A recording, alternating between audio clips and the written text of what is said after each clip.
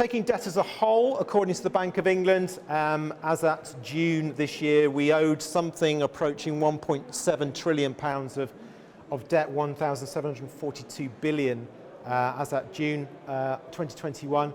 Looking at the over-55s specifically, they now owe something in the region of £236 billion of that debt. And in fact, that's slightly up on last year's, the amount that was owed in last year's survey, or the results we saw in last year's survey, up by about £10 billion. So again, although there's been some consolidation of debt as people tightened belts in the early months of the pandemic, debt and borrowing has actually seen a slight increase on last year.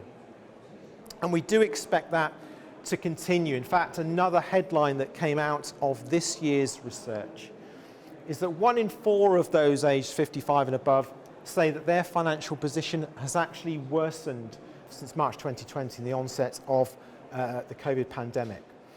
So although we've seen some tightening of belts, debt levels continuing to rise, those aged over 55 continuing to say, or at least a proportion of them, that their financial situation has actually worsened as a result of the pandemic. And we don't expect that to necessarily be gone once the virus is gone, or certainly dissipated.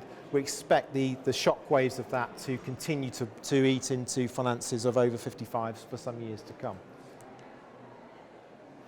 And indeed, what we can see as the research projects forward from where we are, forward to 2031, which is where this graph ends, we can see a sharp incline in the total debt owed by those over the age of 55. In fact, by the time we get to 2031, that debt will have climbed to something around £322 billion, which is again an increase on the forecast that we were making this time last year of around £22 billion. So it's clear that debt is on the rise. More and more of those of pensionable age are likely to find themselves in debt as they transit through their retirement years.